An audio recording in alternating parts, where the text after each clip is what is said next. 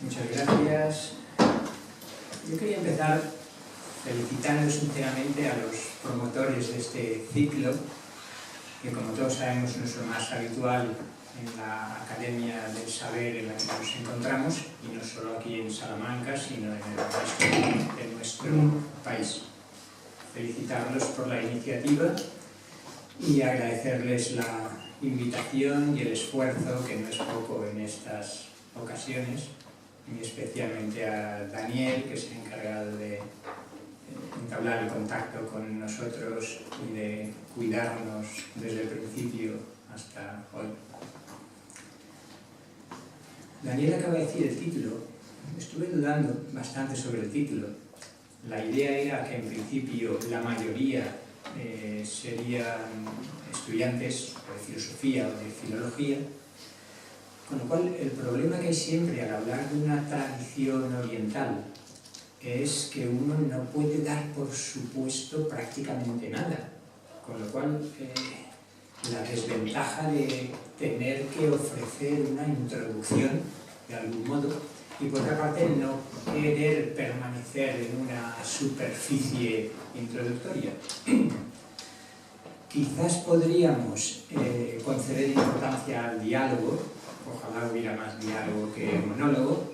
Presento una visión general de la tradición hindú y después pasamos al diálogo. Así pues, nos ocupa la tradición hindú.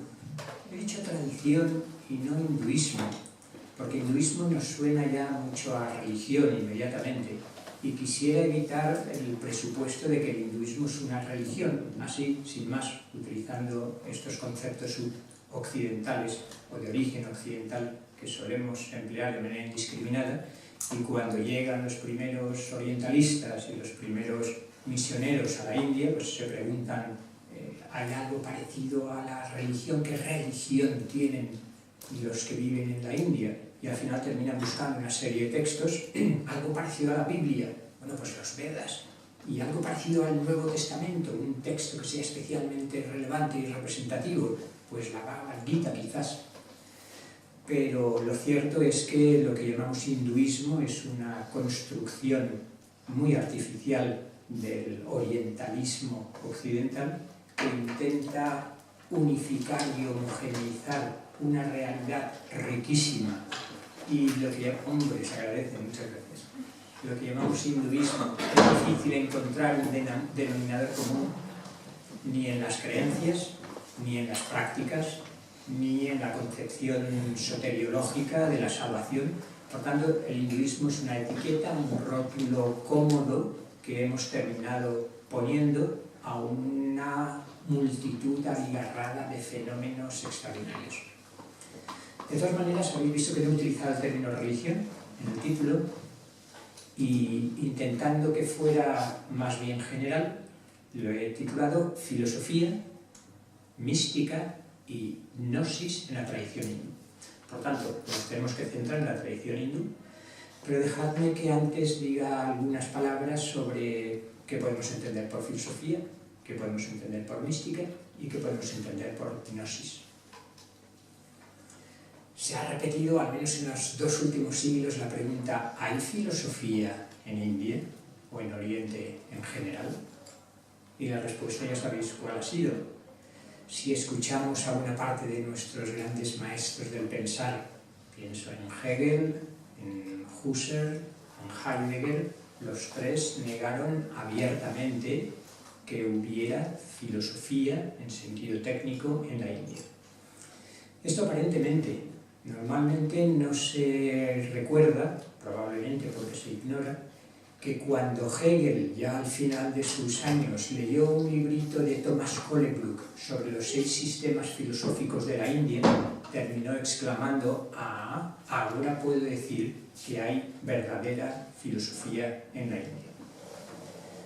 No deja de ser paradójico también y significativo que la fenomenología husserliana haya sido considerada el yoga de Occidente por un autor poco sospechoso de orientalismo como es Raymond Abelló, tampoco excesivamente conocido por aquí. Y tampoco me parece insignificante que el segundo Heidegger tenga similitudes significativas con buena parte de lo que podríamos llamar un pensar esencial oriental, con la importancia concedida a lo que Heidegger llamaba, recogiendo del maestro Eckhart, Gelassenheit, esa serenidad que se puede asociar o con el maestro taoísta, o con el yogi, o con el bodhisattva budista. Por tanto, en principio, la tendencia es a decir, no, hombre, la filosofía habla griego y posteriormente alemán, pero en India eso que llamamos filosofía no existe. El problema es si está claro qué entendemos por filosofía, si todos entendemos lo mismo y si es la mejor manera de explicar qué es la filosofía. Con frecuencia recuerdo esa célebre no definición, casi es una broma, quizás producto de cierta desesperanza o desesperación a la hora de definir qué es filosofía. Pues filosofía es lo que hacen los filósofos. ¿Quieren ustedes saber qué es filosofía? Pues ojen o lean atentamente a Platón o a Aristóteles, a Descartes o a Hume, a Kant o a Hegel, a Wittgenstein o a Heidegger, o a Derrida y a Rorty, y ahí tenemos lo que es filosofía. Yo diría que normalmente se maneja un concepto de filosofía ilustrado, es decir, de una filosofía post-cartesiana que intenta evitar lo siguiente: intenta evitar cualquier presunta revelación sobrenatural y, por tanto, mito desde los orígenes de la filosofía y religión se distingue de la filosofía. La teología, aunque ya nuestro Santo Tomás de Aquino distinguió entre teología natural racional y teología revelada, y en ese sentido, aunque el objeto es el mismo, lo que llamamos Dios, entre comillas, el método es distinto, podría hablarse de la teología natural o racional como de una parte de la filosofía. Pero también en la filosofía post-cartesiana, y sobre todo a partir de la Ilustración, como la cuestión de Dios y las cuestiones religiosas quedan bastante marginadas, ni mito, ni religión, ni teología, ni mística, el segundo de nuestros conceptos que tendremos que abordar. Mi propuesta es que la filosofía india, y no solo la filosofía india, sino la noción de filosofía que propondría también para nuestro tiempo, es que puede perfectamente integrar las distintas modalidades del saber. Si por mito entendemos no esas narraciones fantásticas, fabulosas, imaginarias, que fruto de la ignorancia de aquellos primitivos, entre comillas, imaginan fuerzas sobrenaturales, sino que entendemos que el mito habla un lenguaje simbólico, quizás una hermenéutica simbólica podría formar perfectamente parte de eso que llamaríamos filosofía. Mística. La filosofía se piensa no solo como autónoma respecto a cualquier otra instancia, respecto al mito, respecto a la religión, respecto a la teología, incluso respecto a la mística, porque la mística se supone que son experiencias privadas, íntimas, y por tanto no tienen la objetividad suficiente como para aceptarlas. Hago un intento para que se sitúen los que terminan de llegar. Aquí tenéis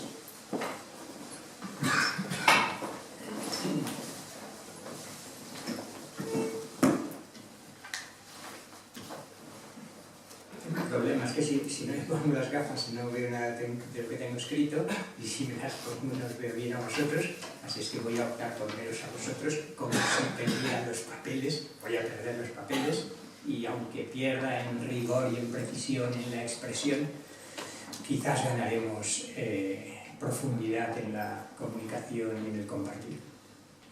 Decía que la mística también ha sido apartada como parte posible de la filosofía.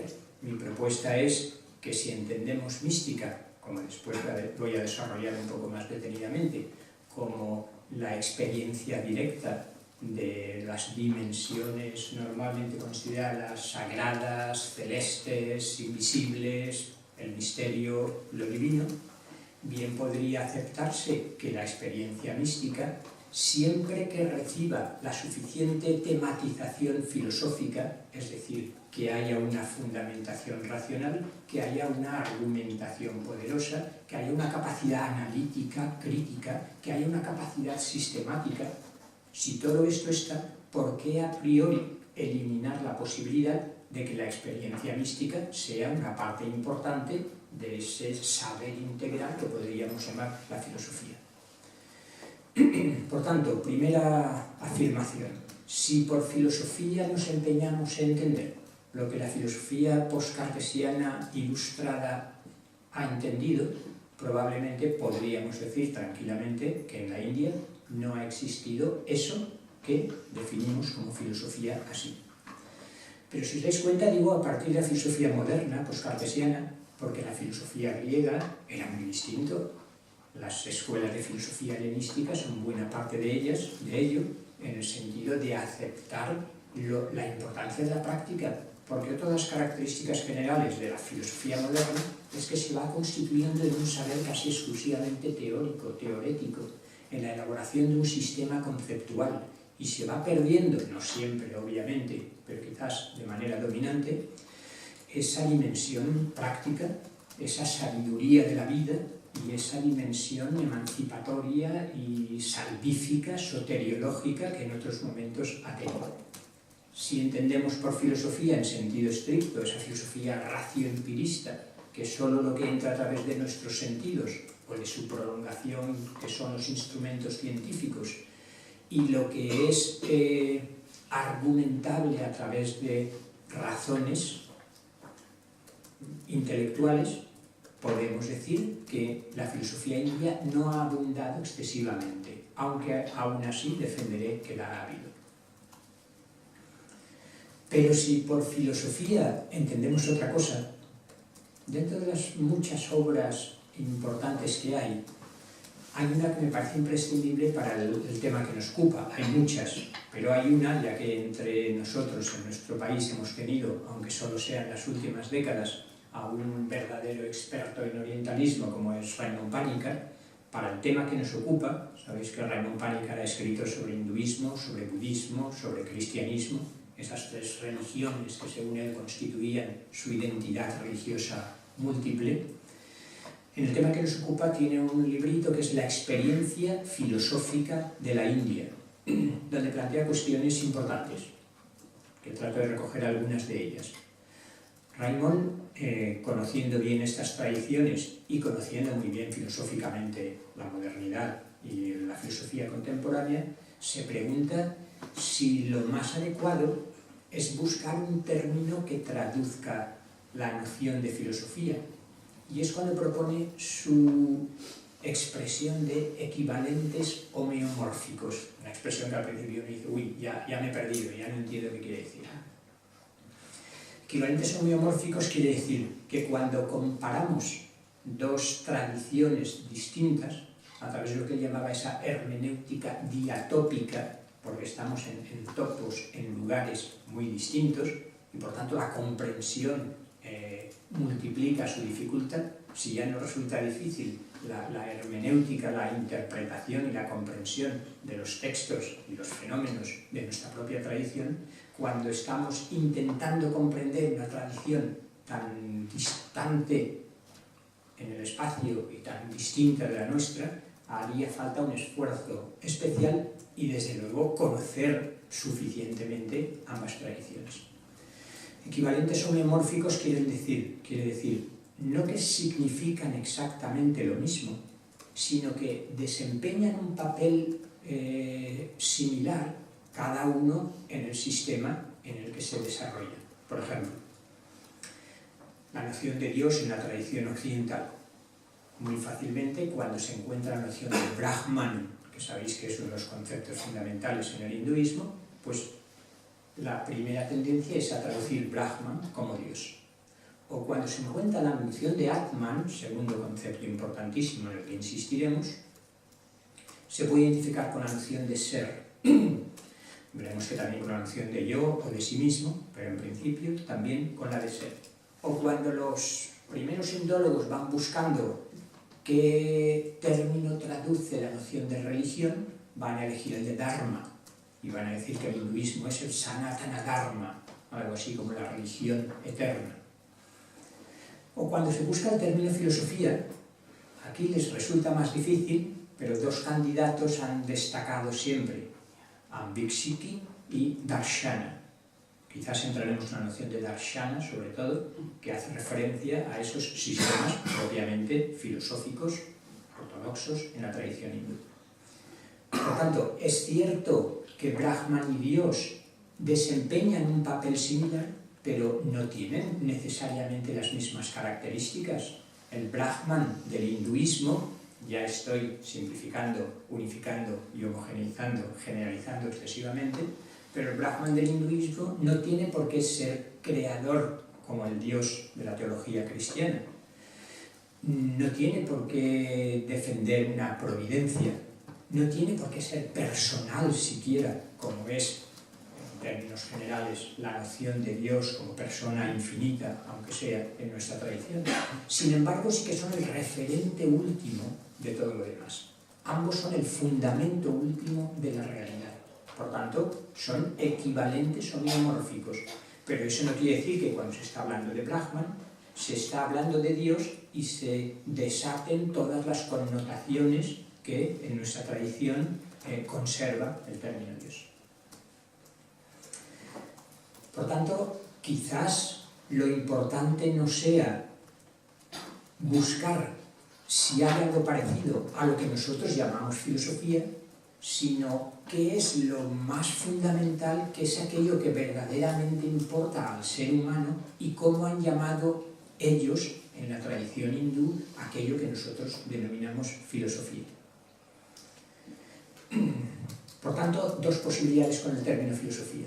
O filosofía en sentido estricto, técnico, académico, cartesiano, o filosofía que intenta ser un saber integral y todas aquellas dimensiones que antes, o en la filosofía moderna, se suelen rechazar como parte de la filosofía, quedan integradas. De hecho, fijaros, con la noción de mística, así como en la noción de filosofía, la respuesta suele ser no ha habido en la India clásica al menos filosofía, cuando nos vamos a las religiones, una de las clasificaciones que más éxito tuvo en un momento determinado, hace no tanto, de las religiones, sabéis que eran entre religiones proféticas, abrahámicas, el judaísmo, el cristianismo, el islam, y las religiones orientales que solían denominarse religiones místicas. Con lo cual, si respecto a filosofía no está claro si puede admitirse que haya en la India, respecto a mística no cabe duda. Aquello que hemos llamado religión de la India, incluso desde la perspectiva occidental, es reconocido como mística. Mística, como decíamos antes, para lanzar una definición provisional, yo creo que la definición más sencilla, más breve, pero también por eso mismo más problemática, es aquella que dice la mística es la experiencia directa de Dios. Pero ya estamos con el término Dios. La experiencia directa, esto quiere decir que no es un conocimiento meramente conceptual, no utiliza el concepto como una mediación a través de la cual nos representamos una realidad, sino que es un conocimiento experiencial. Hay un contacto directo con la realidad que estamos experimentando. Si cambiamos el término Dios por el término equivalente, el análogo homeomórfico en cada tradición, Brahman en el hinduismo, no sé, la noción del Tao siempre presenta más problemas a la hora de compararlo, pero con el Dharmakaya del budismo, con la vacuidad luminosa del budismo, con cualquiera que funcione en el sistema correspondiente como realidad última, como realidad fundamental, como fuente y origen de todo lo que existe, ahí vas a ver muy mal, ¿no?, con las cortinas esas.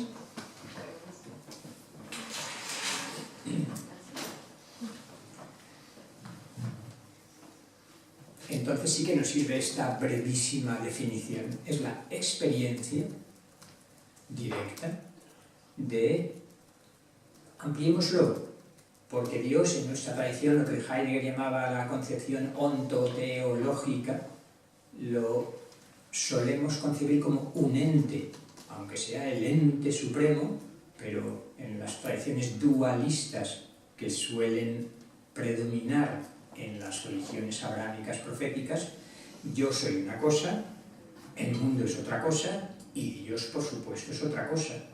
Hay una separación, un abismo insalvable entre lo que yo soy y lo que es Dios. Dios, en la tradición dominante cristiana, incluso hebraica y islámica, es el creador de esta criatura, además lo ha creado de la nada y por tanto bien podría volver a la nada.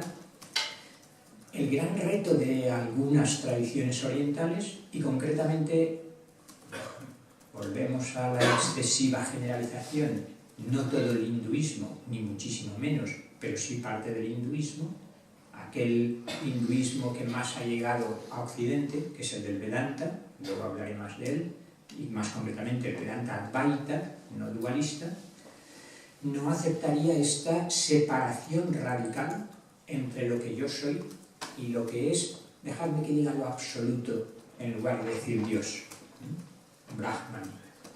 La noción de absoluto sería el equivalente a nivel filosófico, uno de los posibles equivalentes, de la noción de Dios a nivel religioso-teológico. Se ve que este va a ser el reto para la mentalidad cristiana cuando llega a la India y escucha en las Upanishads, luego diré más de eso, Atman es Brahman. Antes he dicho que Atman se puede traducir como ser, pero se puede traducir como alma. No es la primera traducción, mucho cuidado con traducir Atman como alma, pero en determinados contextos no sería descabellado. Cuando se oye hablar, desde la mirada cristiana, de la identidad entre Atman y Brahman, si Atman es el alma y Brahman es Dios, estos insensatos estarían diciendo que el alma es idéntica a lo absoluto, a Dios. Este es el pecado de orgullo y soberbia máximo que se puede imaginar. Sin embargo, este es el gran reto de las concepciones no dualistas que encontramos tanto en el hinduismo, como en el budismo, como en el taoísmo, que Occidente tiene que pensar y quizás que experimentar. Vaya, a punto de decir que apagáis los teléfonos, me he apagado yo el mío. Espero que no suene mucho más. Se ve el reto que supone no solo para la mentalidad cristiana, probablemente para la mayoría de los aquí presentes. Se ve esta intuición fundamental que aparece en las Upanishads y constituye el hilo conductor de buena parte de la filosofía hindú, sobre todo del Vedanta y del Vedanta no dualista, que consiste en decir, cuando voy al fondo de mi ser, de mi Atman, descubro que el Atman que soy no es distinto del fundamento absoluto de todo lo que existe. Que mi conciencia aparentemente individual, en el fondo, no es individual ni es mía. En el fondo, y uno puede pensar, pero esto lo han dicho los grandes místicos, algunos de los místicos occidentales. Efectivamente, solo que si el místico occidental cristiano se le ocurría decir que en el fondo de su alma había experimentado algo así como una expansión infinita, bien se cuidaban los teólogos que llamaban al orden a los místicos, es decir, no, cuidado, estarás equivocado porque habrás tenido una visión de Dios, habrás entrado en un estado de contemplación, de unión amorosa en todo caso, pero de unión entre dos realidades distintas, entre dos personas distintas, entre tu persona finita y la persona infinita que es Dios. Se ve frente a esta concepción dualista una cosa allí, Dios, y otra cosa soy yo. El reto que podría ser también el hilo conductor, o uno de los hilos conductores que formen ese texto, ese tejido que vamos a tejer entre todos, el gran reto a pensar es qué descubro experiencialmente. Si queréis damos 10 segundos para que los que no hemos apagado el móvil lo apaguemos.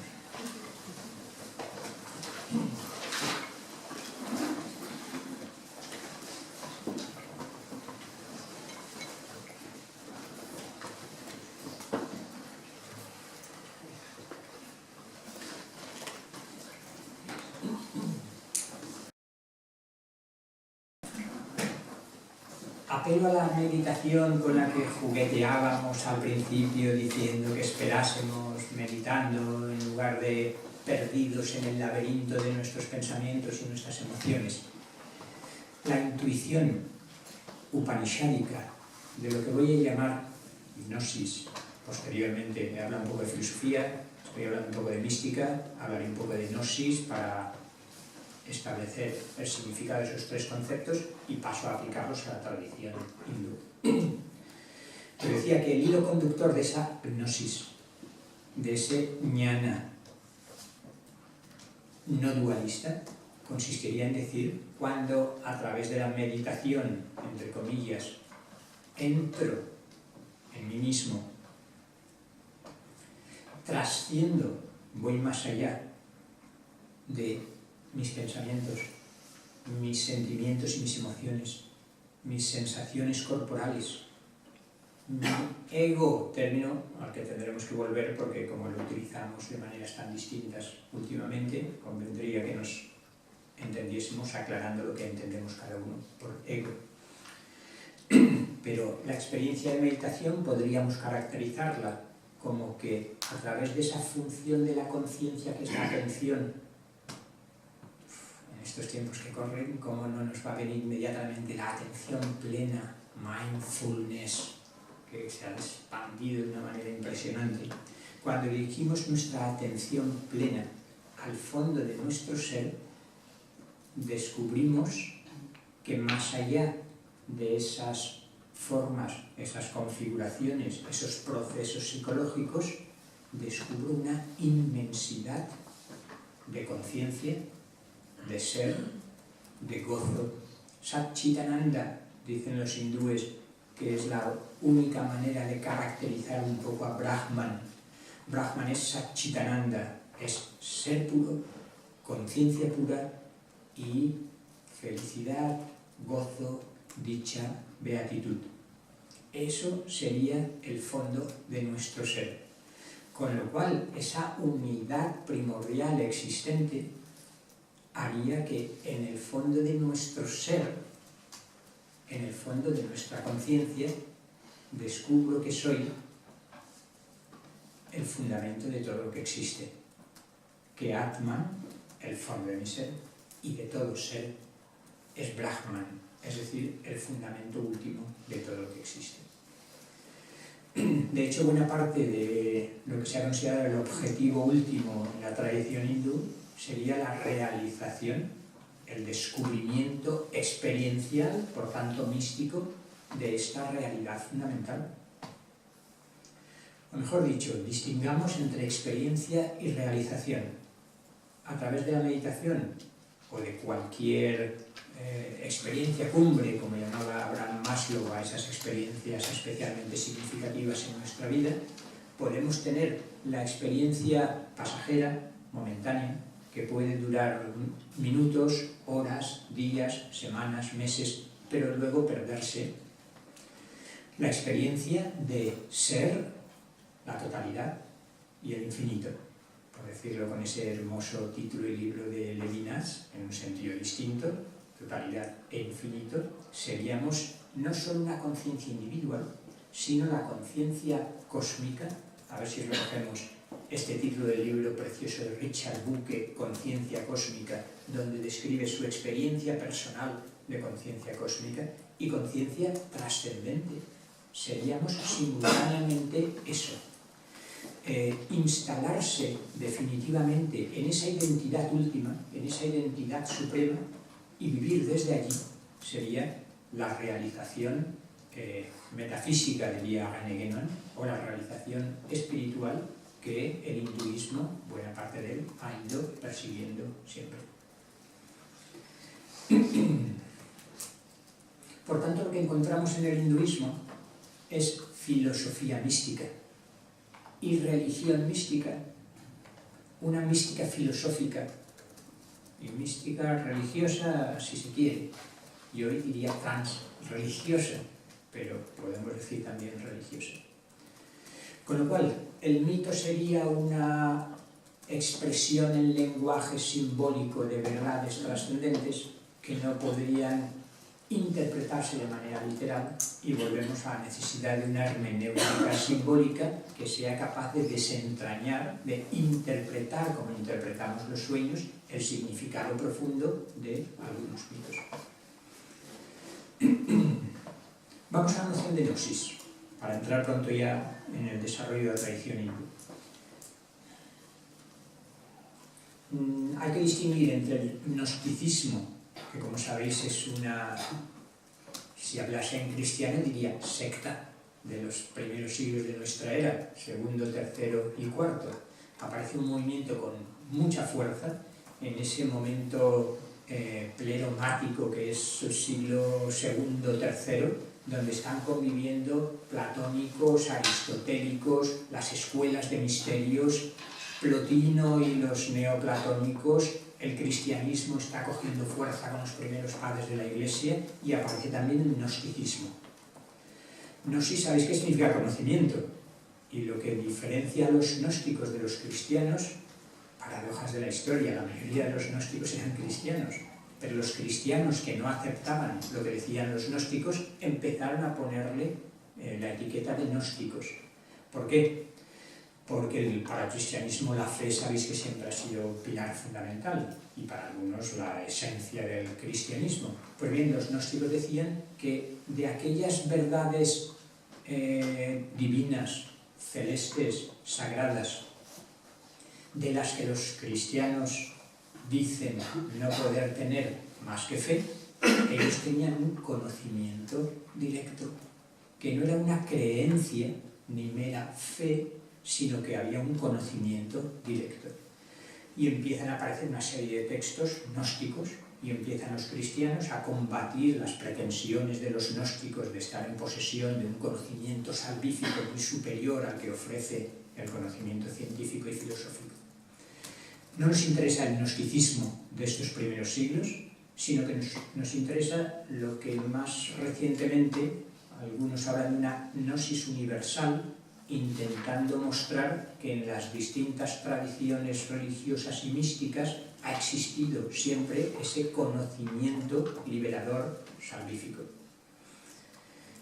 A mí me gusta hacer una distinción, como todas, distinciones intelectuales, analíticas, que separan lo que quizás está unido en la realidad, entre mística y gnosis. A ver si podemos compartir esta idea que barajo últimamente. Podríamos decir que la mística lo que hace es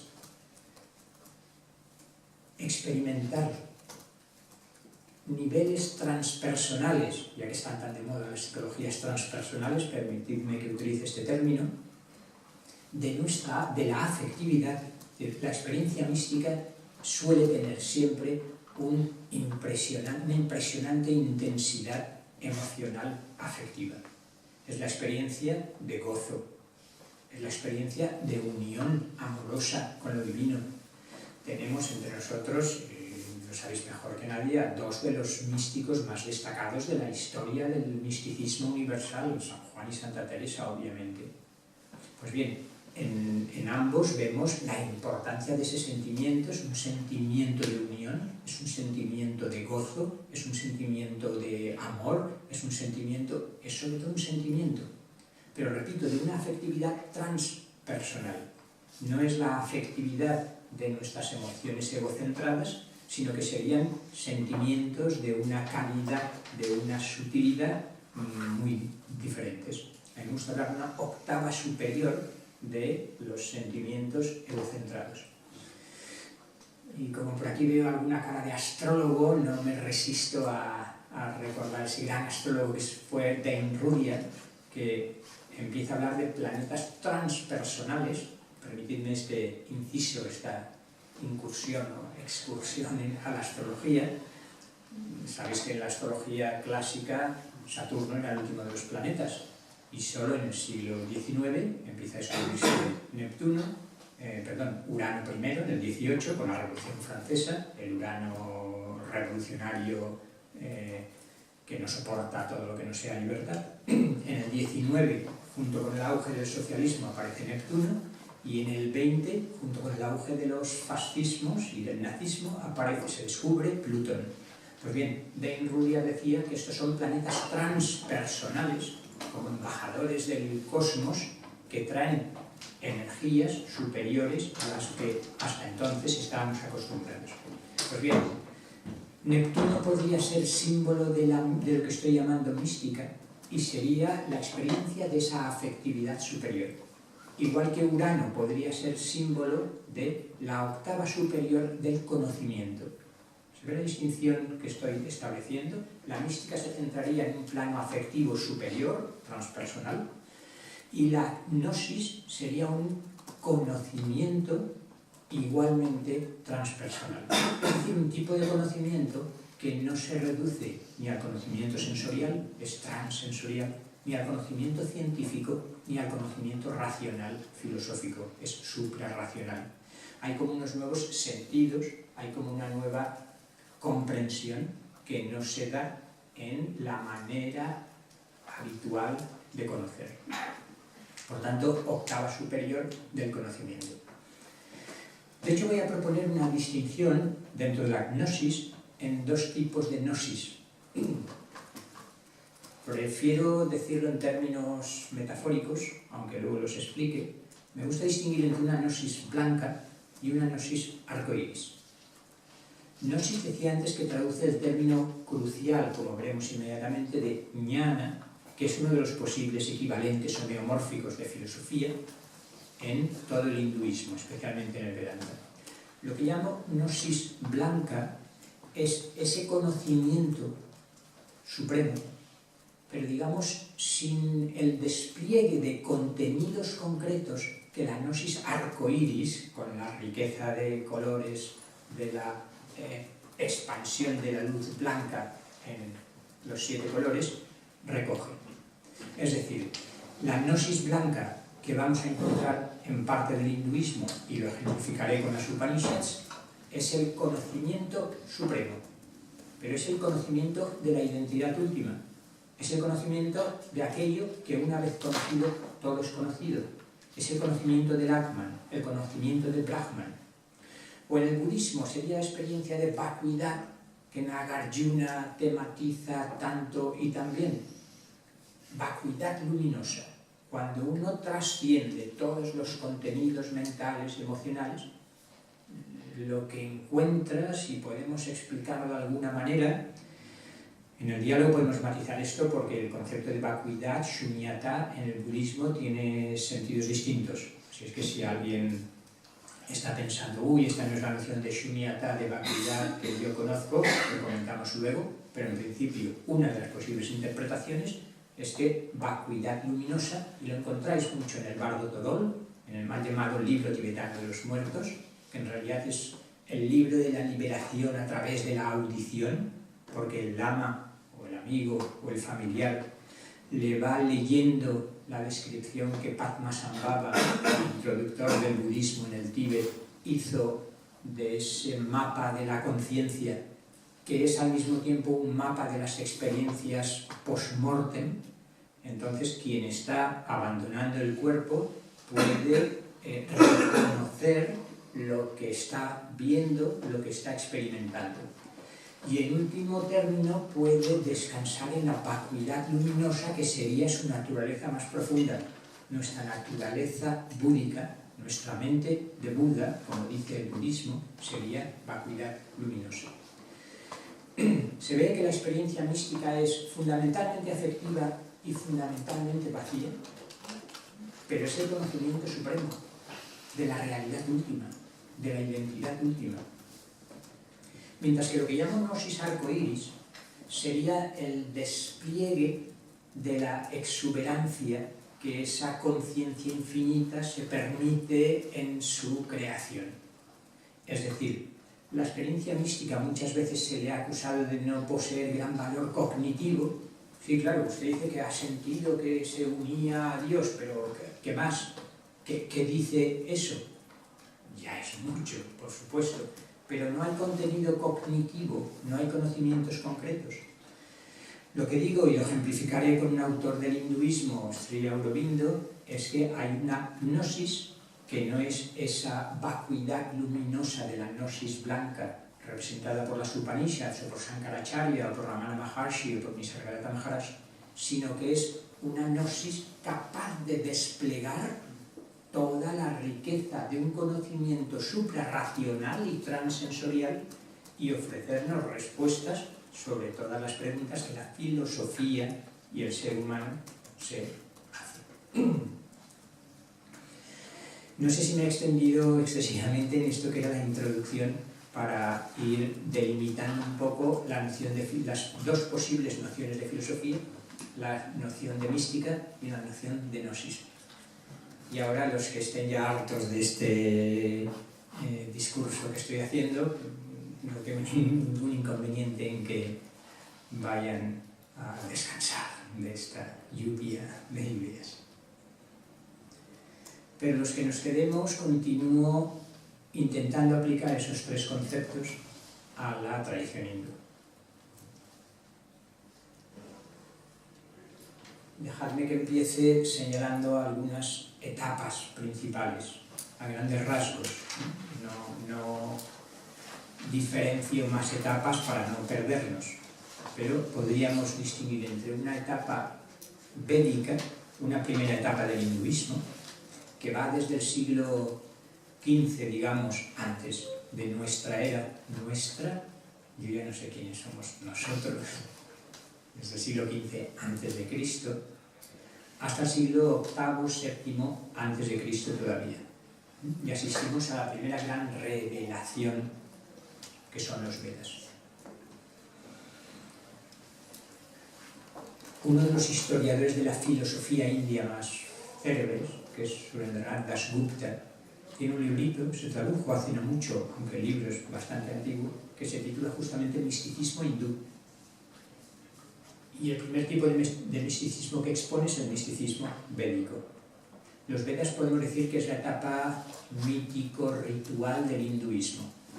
Una primera etapa donde los sacrificios, la noción de sacrificio es importantísima, donde las ofrendas a los devas, que me niego a traducir como dioses, tal como suele hacerse habitualmente, desempeñan un papel crucial. Por tanto, es la acción ritual lo que salva, podríamos decir. No nos interesa ahora ese primer tipo de misticismo, correspondiente a esa primera etapa. La segunda etapa podríamos llamar la etapa upanishádica, y es que las Upanishads son probablemente los textos más decisivos, más influyentes, junto con la Bhagavad Gita, de la que hablaré a continuación, de todo el hinduismo. Las Upanishads y periodo upanishádico, desde el siglo VIII, VII, que aparecen las primeras Upanishads, la Brihadaranyaka y la Chandogya Upanishad, hasta más o menos comienzos de nuestra era. En este periodo yo diría que todavía no hay filosofía en sentido estricto, pero sí que están las primeras intuiciones filosóficas, las primeras experiencias místicas y las primeras revelaciones gnósticas. ¿Se ve? Está de manera incipiente, de manera in-nuce, podríamos decir, en germen, está lo que luego va a ser la filosofía hindú en su despliegue. La tercera etapa sería la etapa de los sutras. Sutra significa aforismo, hilo también. Y aparecen una serie de textos en forma aforística, probablemente porque es el resumen, la síntesis que algunos maestros hacían para que sus discípulos conociesen o memorizasen lo esencial de su doctrina. Y aparecen el primer impulso de lo que en la cuarta etapa, a la que paso enseguida, van a ser los 6 sistemas filosóficos ortodoxos del hinduismo. Si los sutras podemos situarlos entre comienzos de nuestra era y el siglo IV o V aproximadamente, la siguiente etapa, la cuarta, sería la etapa de los tratados filosóficos. Aquí es donde estaría la filosofía entendida en sentido estricto. Esto significa que no necesariamente depende de la revelación religiosa de los Vedas. Esto significa que hay una tematización y una conceptualización y una argumentación sofisticada que merece el nombre de filosofía, y que es lo que cuando Hegel leyó a través de Kohlenbrugg que existía en la India, dijo, lo siento, creía que la India formaba parte de esa primitiva historia de la humanidad y que por tanto no había filosofía en sentido estricto, como no había arte en sentido sublime que posteriormente consideraría Hegel que se produce. Pero ahora que veo lo que dicen los 6 sistemas filosóficos ortodoxos, he de reconocer que en la India clásica ha habido filosofía. Grandes tratados sistemáticos que lo que hacen en realidad es desarrollar los sutras iniciales. Tratados sistemáticos que podríamos situar entre el siglo VII y, si queremos, ya el XIV o XV, que son los siglos de esplendor. Luego hay una caída en la creatividad de la India, y en estos siglos encontramos esos imponentes tratados filosóficos. Y dejadme que señale una última etapa, generalizando bastante, que es siglos XIX y XX, que es lo que podemos llamar neo-hinduismo. Todos sabéis que el Imperio Británico coloniza la India y hasta que Gandhi y otros muchos, obviamente, no emprenden un compromiso serio en la expulsión del Imperio Británico, la India durante 2 siglos, un poco menos, está bajo el dominio inglés absoluto. Y fijaros que llegan los ingleses diciéndoles, oiga, su religión no es verdadera religión, la única vera religio es la cristiana, la que traemos nosotros. Filosofía, ustedes no saben lo que es filosofía, no tienen filosofía, siguen dependiendo de mitos, de revelaciones sobrenaturales, de experiencias místicas extrañas. Ustedes ni tienen religión verdadera, ni tienen filosofía auténtica. Ciencia, bueno, sí hay por ahí alguien que ha descubierto algo, pero ustedes no tienen ciencia. Política, pero si no han sabido ni organizarse en un Estado-nación moderno como nosotros. ¿Imagináis el choque que supone, sobre todo para la inteligencia india, que vienen estos ingleses y nos dicen, no solo os dominamos porque militarmente somos superiores, sino que además ni científicamente, ni filosóficamente, ni religiosamente tiene valor lo vuestro? Ante ese reto que presenta Occidente, la inteligencia india tiene que reaccionar. Y reacciona de muy distinta manera. Unos se enrocan, lo que podemos llamar un enroque tradicionalista, y vuelven a los Vedas y dicen, ustedes son unos bárbaros que vienen aquí a pisotearnos, tan bárbaros como la Biblia de la que nos hablan, pero miren qué Dios tienen ustedes, un Dios cruel, iracundo, vengativo. Ustedes son los representantes de la Biblia, justamente, tan crueles con nosotros como la Biblia, como el Dios de la Biblia con sus enemigos. Por tanto, en los Vedas está la verdad absoluta revelada y no queremos saber nada de sus modernidades.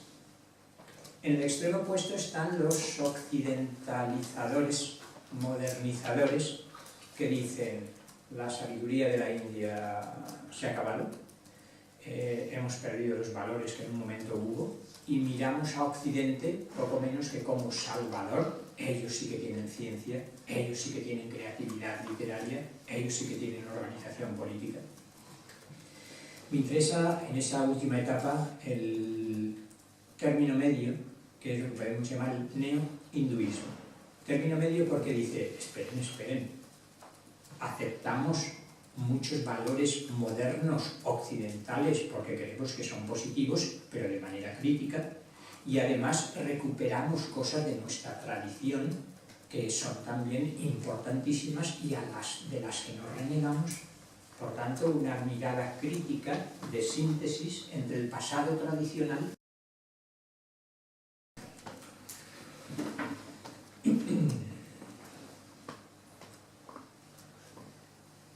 Pues bien, decíamos que de estas distintas etapas, la filosofía clásica la encontramos en los 6 sistemas y, por supuesto, en el neohinduismo aparecen una serie de figuras filosóficamente importantes. Lo que pasa es que aquí son desconocidas, no todas.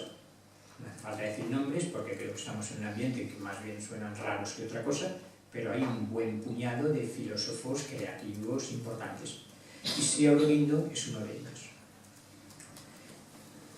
Dejadme que resuma, porque como decía al principio, me gustaría que el diálogo fuera más rico que el monólogo, que empieza a ser ya, no sé si largo y cansino.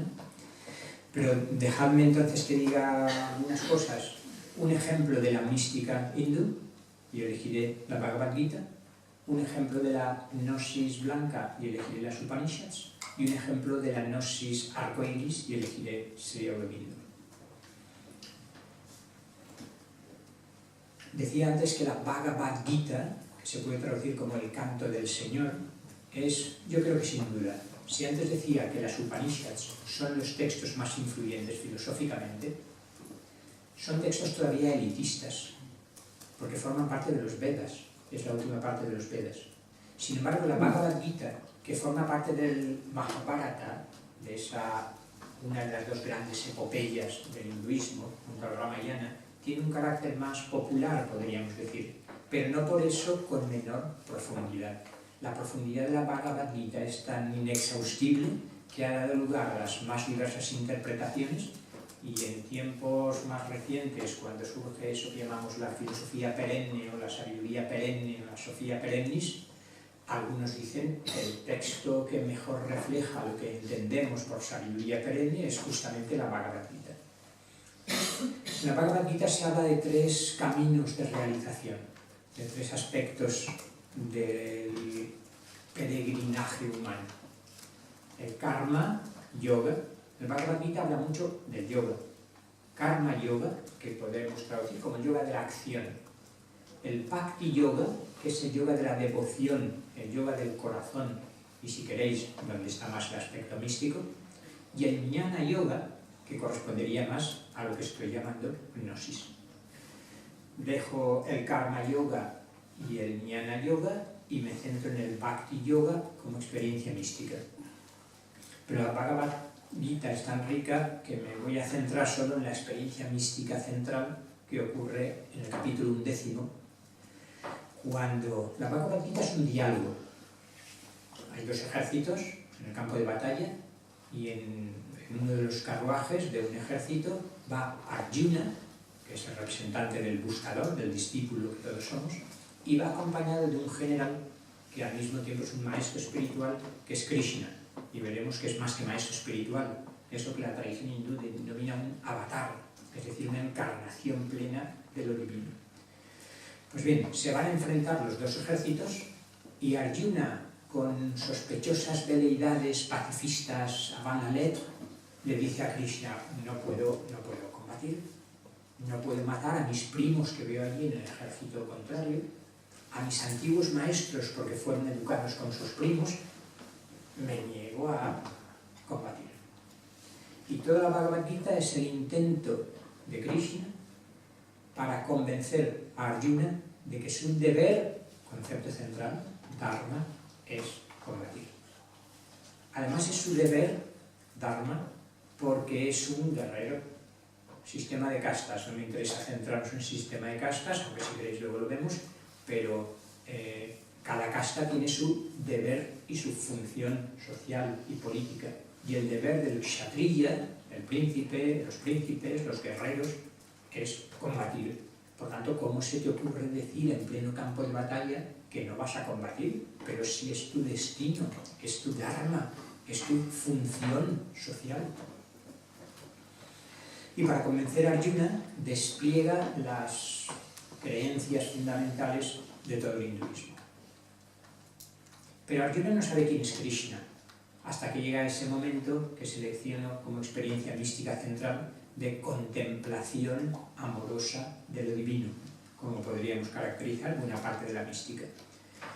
Es el momento en que Arjuna está recibiendo tal lluvia de sabiduría, y quizás no solo a través de las palabras, sino, digamos, de la irradiación espiritual que Krishna está emitiendo, que de repente dice: Dios mío, nunca mejor dicho, estoy sospechando delante de quién estoy. ¿Puedes permitir que vea tu forma cósmica? ¿Es cierto lo que estoy pensando, que tú eres la encarnación de lo divino, un avatar? Krishna como encarnación de Vishnu. Vishnu como símbolo de lo absoluto, del Brahman absoluto. Y entonces Krishna le concede por unos instantes, porque no es fácil soportar la apertura del tercer ojo, le abre el tercer ojo, el Ajna Chakra, podríamos decir, y Arjuna es capaz de ver en todo su esplendor la forma cósmica de Krishna. Es cuando expresa esa célebre metáfora, dice Arjuna, es como si 1000 soles de repente estallasen en el universo. Cuando Krishna le concede la visión divina y veo más allá del cuerpo físico de Krishna, que es lo único que veía, veo la conciencia infinita que se está expresando a través de este cuerpo, la experiencia que tengo de estar frente al misterio, de contemplar lo absoluto, es tan descomunal que me rindo, me entrego y considero que estoy en presencia de la mismísima divinidad, de Brahman, del absoluto, de Vishnu. No es momento de entrar en la riqueza de la Bhagavad Gita, valga como ejemplo, entre otros muchos posibles, de esa esencia mística de la tradición hindú. Y voy a terminar con la gnosis, con el aspecto filosófico más conocido. Si queréis luego entramos en algunos de esos 6 sistemas filosóficos ortodoxos, pero es más técnico. Los más conocidos aquí son el yoga y el Vedanta, podemos introducirnos luego en ellos. Pero dejadme que diga solo 2 palabras, y ya voy terminando, de la gnosis. Decía que la gnosis blanca puede estar representada por las Upanishads. En las Upanishads se suele decir que se pueden sintetizar en 4 grandes afirmaciones, 4 grandes Mahavakyas. Y la primera es Prajnanam Brahma. Brahman es conciencia. Brahman es la realidad absoluta. Brahman es el fundamento de todo lo que existe. Brahman es la totalidad de lo que existe, pues la esencia de la realidad no es energía material, sino que es conciencia. Estamos en los problemas de traducción. Comentábamos antes con Daniel lo difícil que es traducir de idiomas tan distintos del nuestro. Por eso hay quien traduce prajnanam como inteligencia. Pero no cambia mucho. Porque claro, inteligencia, ¿qué significa? Significa que la realidad última no es del orden de la materia, sino que es del orden de la inteligencia o de la conciencia. Todo lo que existe es conciencia. En un grado mayor o menor, nuestra mente, la conciencia, fijaros qué distinto de la concepción dominante a través de las neurociencias actuales, del monismo de la identidad, donde se supone que la conciencia, si existe, es una especie de segregación del cerebro, o en última instancia la conciencia y la mente se reducen al cerebro y sus neuronas.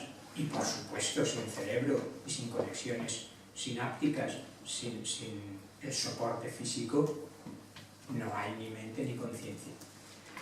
La visión hindú es muy distinta. La mente no es nada más que una estructuración determinada de la conciencia, que en sí misma es la realidad última y mucho más libre, que va adoptando formas, y una de esas formas es la mente que funciona con conceptos. Pero la gnosis es un conocimiento por identidad. La conciencia supramental, podemos decir, conoce las cosas por identidad, no mediante una representación mental, porque es una facultad de conocimiento superior a la mente, a la razón discursiva.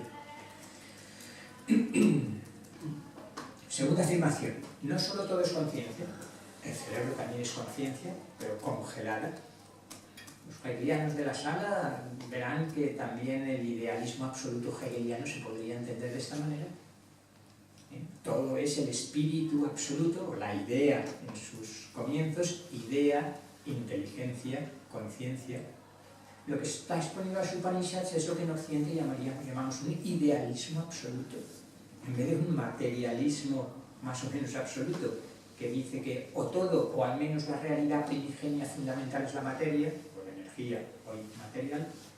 El idealismo absoluto dice, no, todo es un despliegue de la conciencia. Eso dicen las Upanishads, eso dice Plotino, el no dualista occidental quizás más originario y más claro.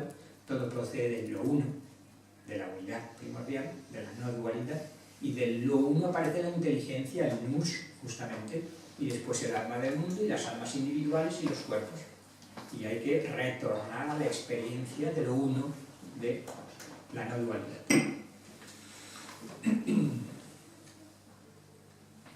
Prañanam Brahman. Brahman es conciencia.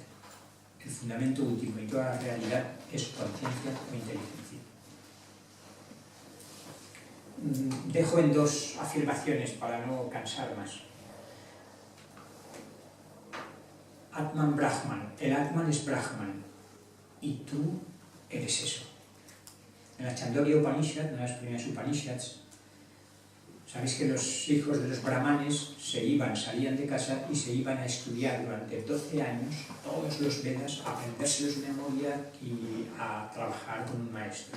Y cuando el joven que ya ha pasado los 12 años con un maestro brahman que le ha enseñado todo lo que le podía enseñar, vuelve a su casa, su padre, Yajnavalkya, que era un verdadero sabio, le dice: ¿qué has aprendido, hijo? ¿Pero has aprendido lo más fundamental? ¿Te han hablado de la esencia de todas las cosas? No sé, padre, dime. Y dice: ¿ves aquel árbol? Sí. ¿Esa higuera? Sí. ¿Y ves el fruto? Sí. ¿Puedes traerme uno? Le trae un higo. ¿Puedes abrirlo? Sí. ¿Qué ves? Muchas semillas. ¿Puedes darme una semilla? ¿Qué ves en la semilla? Parte la semilla. No veo ya nada, padre. Y Yajnavalkya le dice: pues esa esencia sutil, invisible, eso es el Atman, y eso, o es Vetaketu, eres tú. Es decir, tú más profundo, tu yo más profundo, tu Atman, es esa esencia sutil, invisible, ese punto adimensional, si se quiere, del que brotan todas las dimensiones. Por tanto, realización última de la gnosis blanca. Fijaros que no hay gran despliegue de conocimientos, pero está el conocimiento por identidad de la realidad última, el conocimiento del Atman, el conocimiento del Brahman y de que yo soy eso. Según el Vedanta tradicional, no habría nada más que hacer. El sentido de nuestra vida, pregunta filosófica y humana existencial por excelencia si las hay, sería la pregunta por el sentido de mi vida y de la vida y de todo lo existente. ¿Por qué el ser y no más bien la nada? Decía Heidegger, repitiendo a Leibniz. ¿Por qué existe algo y no más bien nada? Obviamente no nos vale decir que hubo una gran explosión hace no sé cuántos miles de millones de años. ¿Por qué algo y no más bien nada? ¿Qué sentido tiene la totalidad de lo que existe? Porque hay algo. Pero ¿qué sentido tiene también mi vida individual? Pues bien, para el Vedanta clásico, siguiendo esta intuición upanishádica, el sentido último es el redescubrimiento de que yo soy Brahman, Aham Brahmasmi. Por decir algo parecido, se cargaron a Al-Alash, ese extraordinario místico sufí del Islam, que ebrio de Alá, tuvo la osadía de decir públicamente, después de romper con el sufismo y con sus maestros: yo soy él, yo soy lo absoluto. Es obviamente en toda ortodoxia rígida, como era el Islam en el siglo IX, X en el que estamos, o como lo han sido otras ortodoxias, era motivo de eliminación de su vida física. Dejadme que termine con la gnosis arcoiris. Es más complejo. De hecho, en principio, buena parte de mi exposición quería desembocar en la gnosis arcoiris, pero ya no estamos para muchos arcoiris a estas horas. Quería introducir la noción de Sri Aurobindo, que es quizás hay bastante unanimidad en reconocer que probablemente es el místico y pensador y gnóstico, podríamos decir, más creativo de la India contemporánea. Sri Aurobindo está, digamos, a grandes rasgos, primera mitad del siglo XX. Nace en 1872 y muere en 1950. Y en la India y fuera de la India es reconocido como uno de los más grandes místicos, yo diría, aunque no se suele utilizar este término, gnóstico, y filósofo, entre comillas, Claro que el gnóstico lo que hace es una especie de hegeliana síntesis superadora de mística y filosofía, porque está el aspecto experiencial, pero está el aspecto cognitivo. Pues Sri Aurobindo ofrece un despliegue de ese conocimiento que él llamó conocimiento supramental, que él llamó gnosis también, y habló del futuro ser gnóstico que podía ser la próxima especie después de la especie humana a aparecer en la evolución, con su visión profética. Y podéis leer en las más de 1000 páginas de su obra filosófica central, La vida divina, el despliegue de esa sabiduría gnóstica. Y podéis leer en las más de 1000 páginas de la síntesis del yoga otro despliegue de su concepción evolutiva espiritual. Soy consciente de lo que cansa estar escuchando tanto rato. Permitidme que no despliegue la riqueza del pensamiento aurobindiano como ilustre representante de lo que hace no mucho se me ocurrió llamar gnosis arcoiris, y que en el diálogo podamos profundizar la cantidad de cosas que han sido dichas así de manera rápida y poco fundamentada. Así es que os cedo la palabra y será un placer entrar en diálogo con vosotros.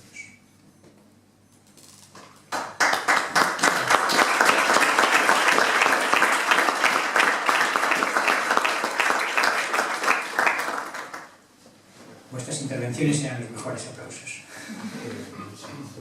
¿Cómo turnos yo del orden de las intervenciones? Bueno, pues si nadie... Seguro que no sea Golpan. La primera palabra la propio yo. Sobre el tema de Krishna, ¿cómo metafísicamente, cómo se entiende esa encarnación plena de lo absoluto? O sea, como encarnación plena en la figura de Krishna.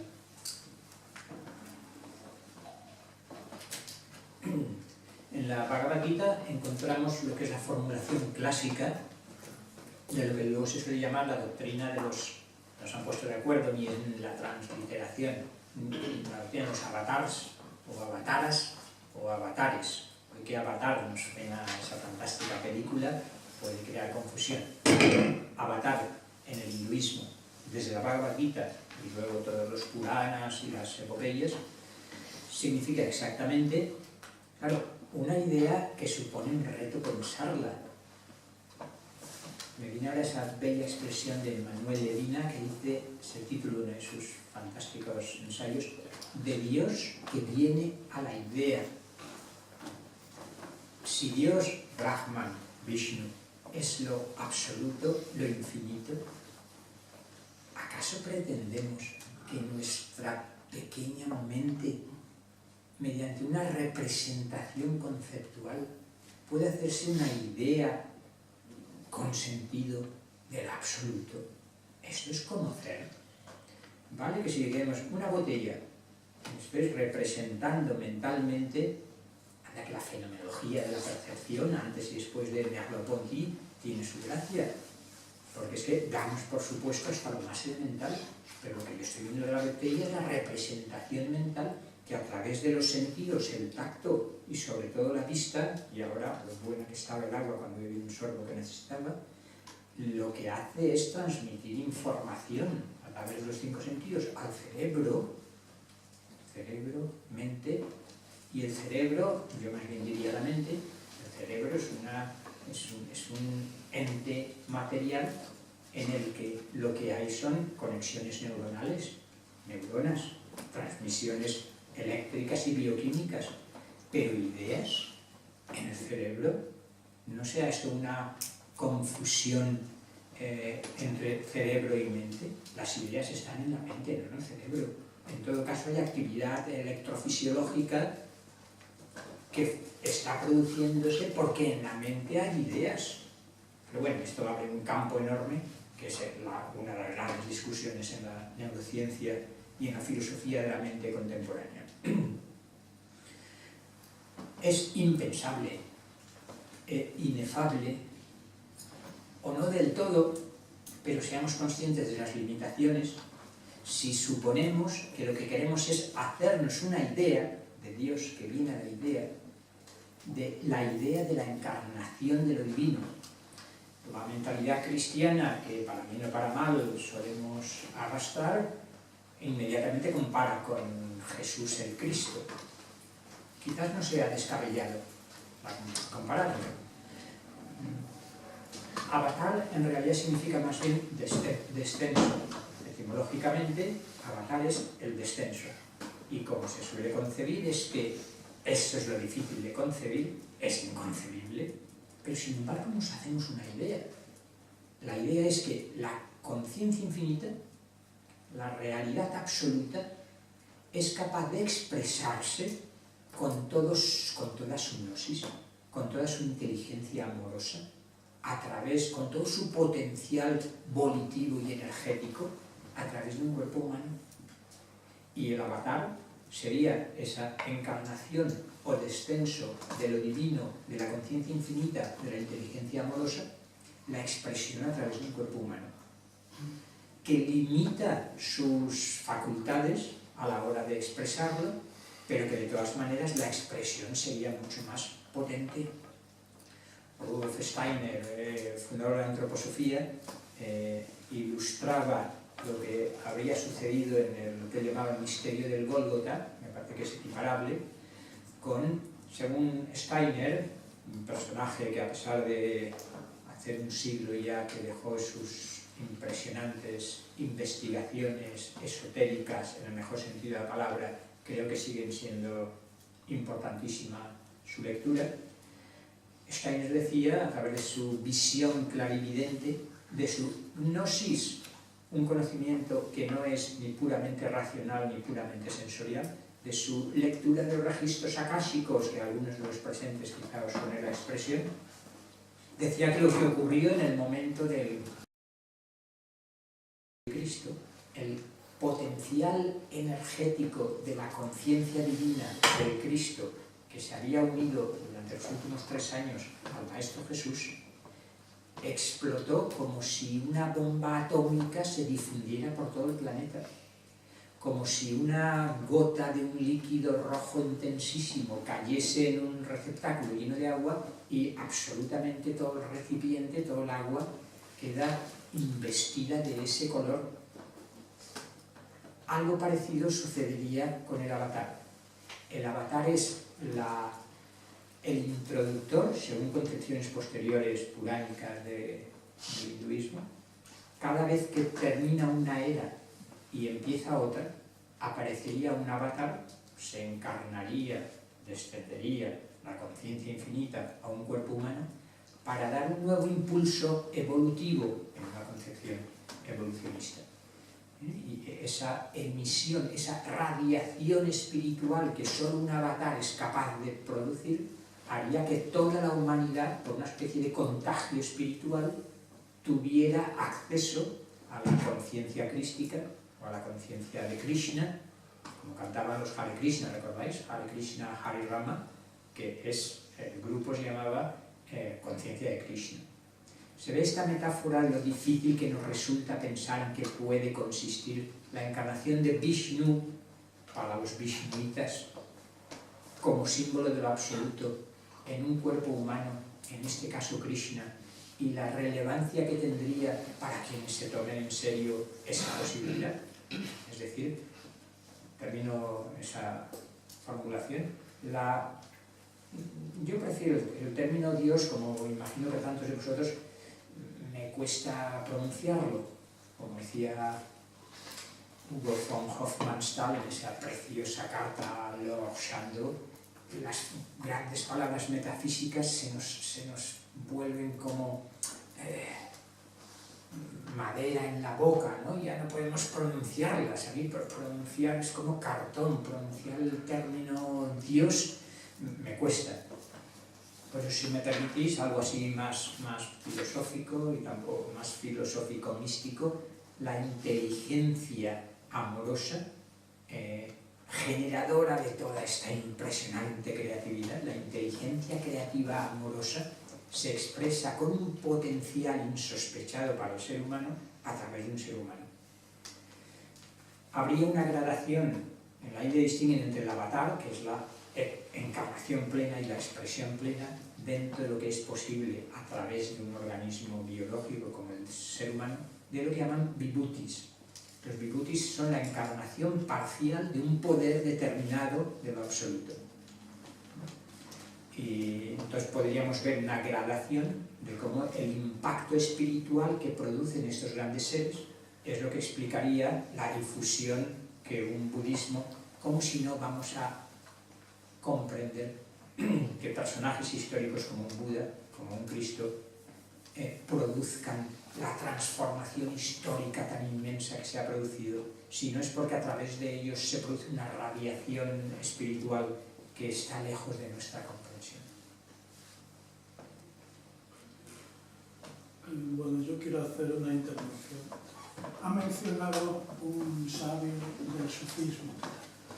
Ha mencionado que la respuesta ortodoxa del Islam en ese momento era terminar con su vida porque esa ortodoxia no podía admitir la expresión que usted ha dicho de este sabio del sufismo. La respuesta de esta mística musulmana es bastante radical, que no es lejana a ciertas concepciones que hay en este momento también del Islam. Me hace pensar en que una persona que simplemente por renunciar a esa ortodoxia, la apostasía, es condenado a delito de cárcel o incluso con la muerte. Entonces, claro, si hablamos de místicas y de cuestiones del absoluto, de lo divino y todo esto, y nuestra conducta es que por el mero hecho de que no participan de nuestra concepción, pues lo que surge es una intolerancia radical que en nuestro tiempo no parece viable. Porque ¿cómo conjugar eso con la globalización, por ejemplo? Yo creo que esto nos lleva ante el problema de que quizás estamos conviviendo en este tan hermoso como maltratado planeta madre Gaia, personas con mentalidades muy distintas. También me cuesta decir niveles evolutivos muy distintos, pero tampoco me opondría a decirlo, en el sentido de que creo que siempre han convivido, digamos, la mayoría de la humanidad, por no decir la masa, pero sí la mayoría de la humanidad, con algunos pioneros que han ido señalando el camino, el Buda, el Cristo, pero a nivel político, a nivel artístico, en todos los campos de la actividad humana, encontraríamos a aquellos pioneros que han ido abriendo el camino de la humanidad y que han estado muy por delante de la mentalidad colectiva. Y no solo están esos pioneros en mayor o menor medida y esa gran mayoría, sino que hay también algo así como la parte más oscura, más densa, más retrógrada de la humanidad que está como frenando el avance de la humanidad. Y eso ha existido siempre y efectivamente sigue existiendo. Entonces, hablar de la humanidad en conjunto, una vez más, es muy difícil. Y yo creo que hoy en día, justamente, quizá por este cambio de era o por como cada uno quiere interpretarlo, pero la crisis que estamos viviendo nos está llevando a una polarización en todos los sentidos. A mí, por lo menos, no deja de asombrarme ver las cumbres que la humanidad está viviendo en ocasiones y descubriendo en experiencias místicas, en experiencias de compasión, en experiencias de solidaridad, en experiencias... y el enorme sufrimiento y la miseria que hay en las guerras en multitud de países y el enorme sufrimiento. Si bajara el Buda diría Sarvam Dukkam, todo es sufrimiento, como decía Siddhartha Gautama el Buda, pues quizás ahora, no sé si más, pero sí en un número de gente y una proporción para quienes estas especulaciones o estas intuiciones o estas experiencias le quedan muy lejos. Y más que eso, efectivamente, aquella parte de la humanidad que, al menos para los que lo vemos de manera distinta, nos parece de un dogmatismo, un fanatismo, una intolerancia y una retrogradación preocupantes, muy preocupantes. Y en todas partes cuecen habas, en todos los campos de la actividad, político y religioso y absolutamente todos. Y este es uno de los problemas de la humanidad, sin duda. No sé si esta visión de que hay niveles muy distintos e intereses muy distintos en el seno de la humanidad, permite comprender que a los grandes místicos, los que encarnan una mayor luz, esa luz no es soportada por los que están sumidos en una mayor oscuridad. Y entonces la oscuridad nunca soporta la luz y se opone a la expresión de esa luz y se les condena. Es el mito de la caverna de Platón, ya, ¿recordáis? No hace falta esperar a ver cómo a Jesús el Cristo lo crucifican. Platón ya en el mito de la caverna muestra que el que sale y ve la realidad directamente, el gnóstico, cuando vuelve se le ríen. Se le ríen porque no sabe interpretar las sombras que están pasando por el fondo de la caverna. Y no sabe interpretar, entre otras cosas, porque acaba de venir de una luz tan poderosa que le ciega cuando entra en ese cine oscuro en el que estamos. Y si pudieran, termina diciendo Platón, se le ríen y si pudieran lo matarían. Porque nunca la oscuridad soporta de buenas ganas la luz. En la caverna de Platón, en Jesús el Cristo y en tantísimos otros casos que hemos visto. Hay varias palabras, ahora que empieza a haber muchas, si quieres... Sí. Y de hecho, si no os importa, por aquí. Me parece que Adri primero, luego Pablo, luego Sergio, ¿verdad? Y luego Luciano, ¿te parece? Yo quería preguntar que si el hombre, aunque pudiera llegar a esa conciencia del absoluto, ¿habría un límite en ello? Como has dicho, cuando Krishna solo pudo mostrar su imagen cósmica por un momento porque llegaría a superar al hombre. ¿Habría algún límite de esa conciencia del absoluto que podríamos tener? Yo creo que hay dos dimensiones distintas. Una es la dimensión no manifiesta, ilimitada, infinita, y ahí no hay límite. Y uno, el avatar, o uno en su búsqueda profunda, puede llegar a esa identidad última, de pleno potencial, infinito. Y otra cosa es el canal de expresión a través del cual eso se puede manifestar. Y esto da sentido a toda una concepción evolutiva, evolucionista, no solo del ser humano, sino de todo el cosmos, de toda la realidad. No sé si me explico. Es decir, una cosa es la experiencia de la realidad en su potencial infinito, que en realidad no es potencial allí, sino que allí es acto puro, como decía Aristóteles, del primer motor, ¿no? Del pensamiento que se piensa a sí mismo, de la autoconciencia, de la inteligencia absoluta. Entonces, instalado allí, eso allí es la plenitud absoluta. El problema es que esa plenitud se está expresando a través de las hormigas. No es otra cosa lo que se expresa a través de las hormigas, pero se expresa con el potencial de la hormiga. Y en el perro se expresa con el potencial del perro. Y en los simios se expresa con el potencial del simio. Y en los seres humanos se expresa con el potencial del ser humano. Y a su vez, si enfocamos al ser humano, dentro del ser humano vemos todo ese abanico de posibilidades distintas. Y lo que decía Sri Aurobindo, como otros tantos visionarios, de Igor Chardin, por ejemplo, estamos en un proceso evolutivo, en terminología de Sri Aurobindo, la aparición del ser gnóstico presupone una transformación tan profunda, una transfiguración tan enorme, que solo entonces, digamos, esa luz infinita que dicen los cabalistas, podría expresarse con mayor potencia a través de esa expresión, ya no humana, sino gnóstica, suprahumana. Se ve este juego de la totalidad o la infinitud plena en sí misma, y otra cosa es cuando se está expresando a través de instrumentos de expresión muy distintos.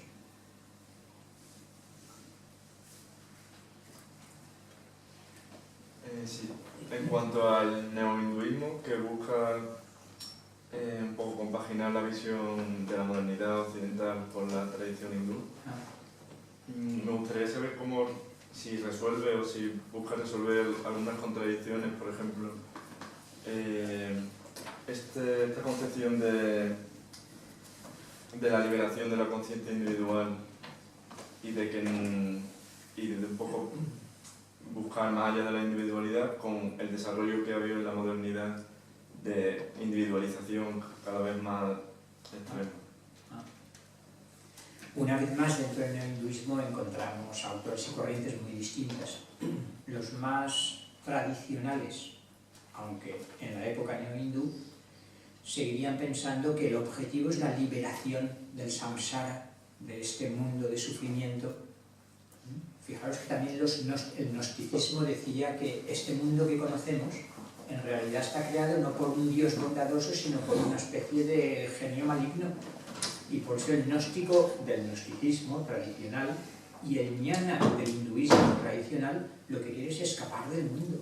Esto es como un gran error, una gran alucinación, una gran ilusión cósmica maya, y lo que hay que hacer es esa chispa de lo divino que ha caído en un cuerpo humano, liberarse y ya está.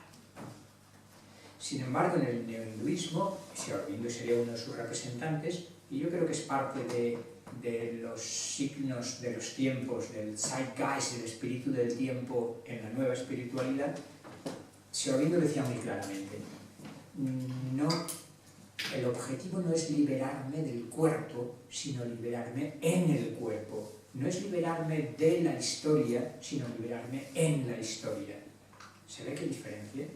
Alcanzo la iluminación, como el bodhisattva que vuelve una vez liberado, o que por lo menos hace el sublime, el moralmente sublime voto del bodhisattva de volver, como hizo Siddhartha Gautama el Buda, una y otra vez a ayudar a la humanidad, hasta que el último de los seres sintientes, de los seres sufrientes, pueda entrar en el nirvana con él. Más radical es la presentación de Sri Aurobindo, que dice, no es que venga a ayudar a que los que están sufriendo y los ignorantes despierten y entren en nirvana conmigo.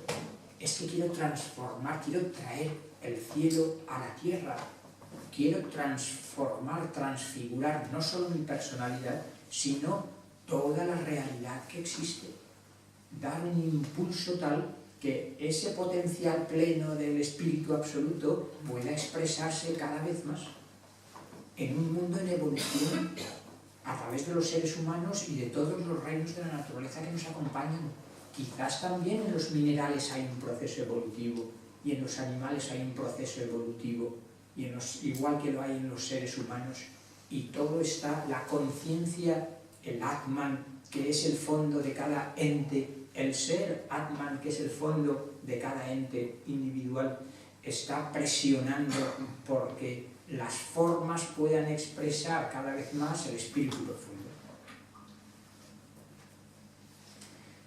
Es diálogo, lo digo porque a veces desarrollo una cosa y no otra, insistir, que sea diálogo no solo de uno en uno, digo, ya está, ya he dicho lo que quería decir y ya se acabó. No, probablemente me he dejado o hasta he dicho cosas distintas a lo que buscabas. Insistamos en el diálogo, que por una parte es uno a uno y por otra parte es global. Yo quiero aportar alguna reflexión más. Se entiende como la mística como una experiencia con lo divino. Algún autor que quizás alguno haya leído dice cómo podemos tener acceso a lo desconocido partiendo de lo conocido. Es un planteamiento contrario, es decir, es una limitación de acceder a lo divino.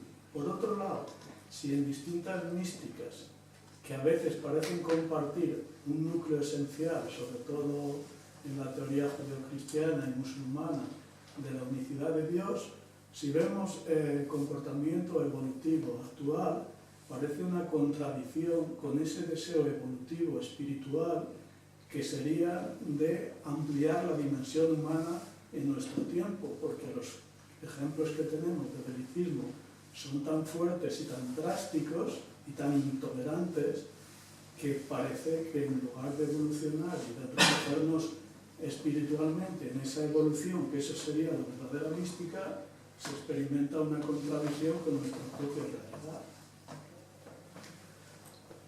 Es un poco reflexiones que yo suelo hacer conmigo mismo. Por ejemplo, hoy o ayer ha salido el juicio contra el general de Yugoslavia que mató a 8.000 musulmanes. En el siglo XX hemos experimentado 2 guerras mundiales. La tensión internacional, las fronteras, la inmigración, todos los problemas que existen en el mundo actual son como una negación de esa mística, porque se habla mucho de Dios, pero en la praxis, en la conducta, ¿qué es lo que se hace? Repetir un ritual religioso aprendido y que no resuelve la problemática actual.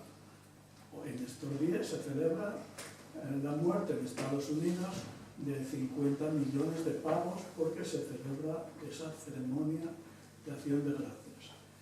Pero los planteamientos a nivel medioambiental que habría que tomar ahora frente al cambio climático no se está haciendo realmente lo que hay que hacer. Entonces el budismo a veces habla de la existencia del ser en una propia roca, porque está sometido a las energías de la gravedad y de las energías del universo. Y también tiene una dimensión bastante interesante entre el respeto a otros seres, incluido, claro está, el hombre. Pero la realidad internacional es casi una contradicción con lo que estamos viviendo.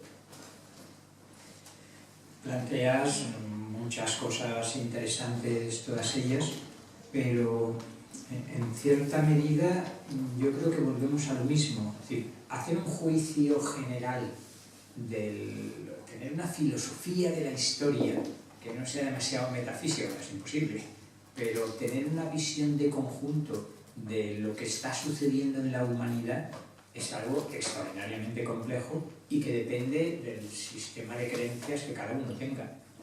Y depende hasta el punto de que, según la idea que yo tenga de qué es el mundo, qué es la vida, qué es el ser humano, puedo enfocar, como decía antes, en la miseria más absoluta que en el presente está ocurriendo. No hace falta dar nombres de países, Siria, Pakistán, miles de países. Y dentro de los países presuntamente desarrollados. Es decir, si miramos el sufrimiento es tal que el planeta parece un hospital para enfermedades terminales, ¿no? El sufrimiento es mucho. Y no solo por guerras y hambrunas en África y en muchísimos países y por las guerras, sino en el mundo desarrollado.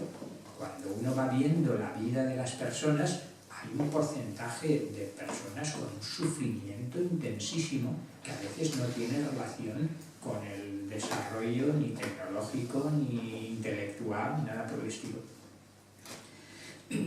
Pero claro, eso puede llevarnos a pensar, bueno, es que realmente la humanidad es un cáncer del planeta, ha sido un error evolutivo y no somos nada más que animales más animalizados que el resto de los animales, con algunos destellos ahí brillantes de arte, de filosofía, pero esto es un desastre, es un caos, estamos destruyendo el planeta.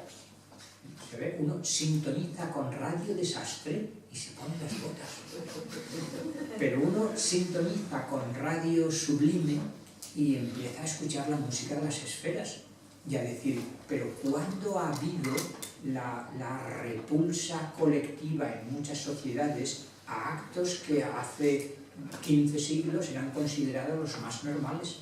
¿Y qué alturas espirituales y místicas se están consiguiendo por muchas personas? ¿Qué despertar de la conciencia está teniendo lugar? No solo los 4 grandes místicos que existían en cada siglo antes, esos pioneros, sino que esos pioneros han posibilitado ese contagio espiritual, esa conciencia crística, esa conciencia búdica, esa conciencia de Krishna, han hecho que cada vez más corazones se abran, más mentes se iluminen, y cuando uno sintoniza con esa radio sublime, dice, ostras, la humanidad es una flor exquisita. Quizá lo que se ha dicho siempre y suele chocar mucho es que para el iluminado absolutamente todo entra dentro de un orden perfecto, maravilloso. La mirada del iluminado sabría ver la perfección en cada instante, en cada cosa que ocurre. Esto que nos queda muy lejos de la mayoría, pero pensemos, la sugerencia, en esta posibilidad de interpretar cualquier fenómeno que está ocurriendo desde la perspectiva que adoptamos. Uno puede ver que la humanidad está a punto de morirse en gritos desgarradores, y otro puede interpretar que estos son los dolores del parto que van a dar lugar al nacimiento de una nueva especie. se ve cómo se puede interpretar de manera tan distinta los mismos hechos. Ya no es hermenéutica de textos sagrados, es hermenéutica de la vida cotidiana y del presente histórico que estamos viviendo. Con lo cual es muy difícil tener esa visión. Solo una visión supramental gnóstica, diría Sri Aurobindo, es capaz de comprender. El Rishi, dice Sri Aurobindo, el sabio, es el que es capaz de ver. ¿Recordáis aquella definición de nuestro maestro Platón? El tiempo es la imagen móvil de la eternidad. El sabio, el Rishi, es el que posee Trikala Dristi, la visión de los tres tiempos. Instalado en la eternidad, en el poder de la hora que dice Eckhart Tolle, uno puede ver simultáneamente y comprender pasado, presente y futuro, al menos futuro potencial. Y entonces la visión es muy distinta. Es el ejemplo que decía Leibniz. Si yo tengo un cuadro aquí que ocupa toda la pared y me pongo a mirarlo aquí, digo, ostras, ¿quién ha manchado esto? Aquí hay una mancha horrible. Y cuando adopto perspectiva y me voy allí al final, digo, esto que parecía una mancha es el ojo de un maravilloso ser luminoso que está aquí pintado. ¿Se ve? Desde donde miramos influye tremendamente en qué es lo que vemos y cómo interpretamos lo que vemos. Con nuestra vida lo mismo, con nuestra vida individual y con la vida colectiva.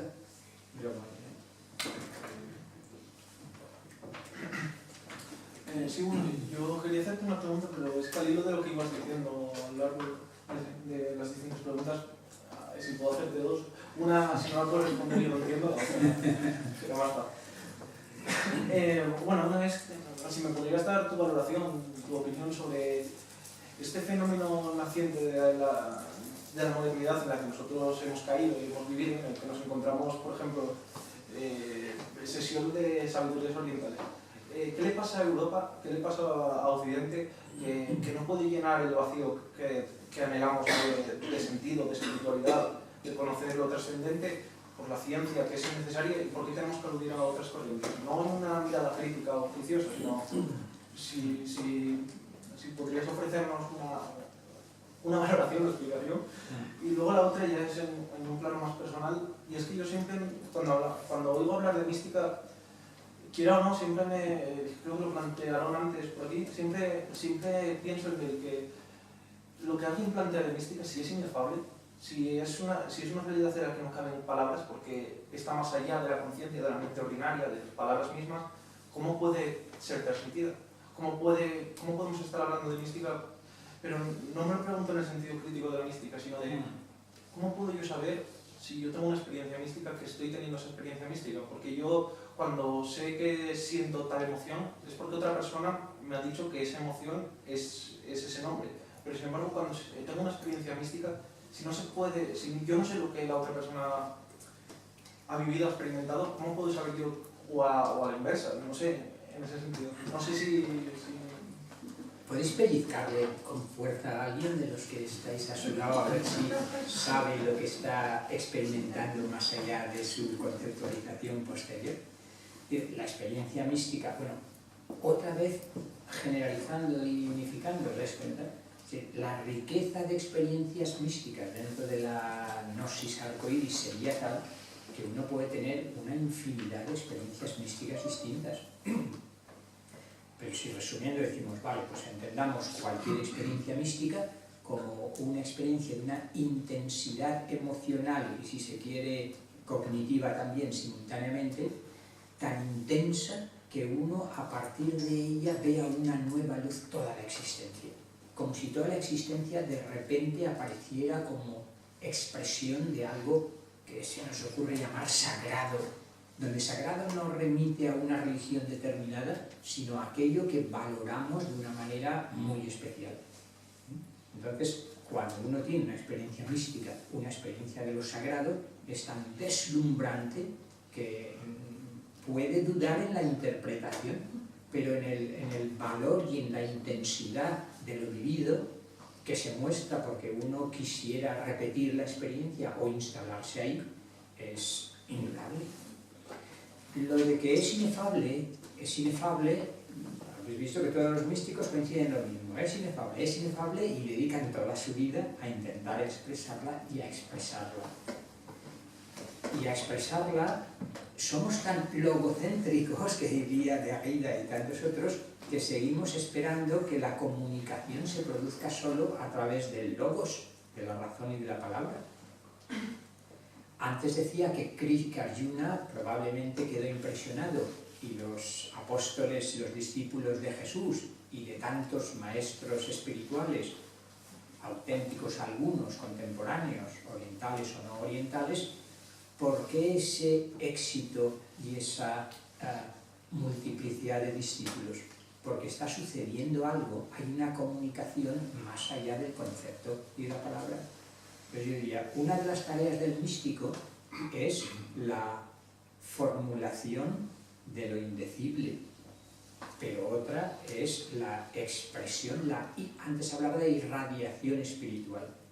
Los maestros del pensar, antes mencionaba a Hegel, Husserl y Heidegger como maestros del pensar, en Oriente podríamos hablar, a mí me gusta hablar de maestros del ser.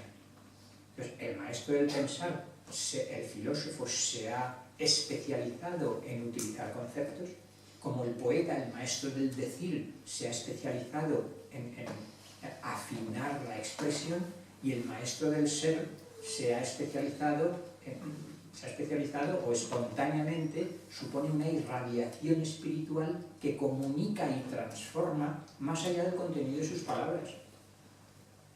El Buda decía, en algún momento futuro de la humanidad o en alguna de las tierras búdicas, la gente ya no habla. Ahí lo que predominan son los olores, las fragancias, o la comunicación telepática. Imaginaos por un momento que esto pudiera suceder, que la riqueza aquí mismo, que estemos compartiendo un campo de conciencia y energía tan rico, tan arcoíris, que estamos compartiendo no solo palabras, sino las emociones y los sentimientos sutiles y energías de distinto tipo que están creando un campo de conciencia y energía unificado.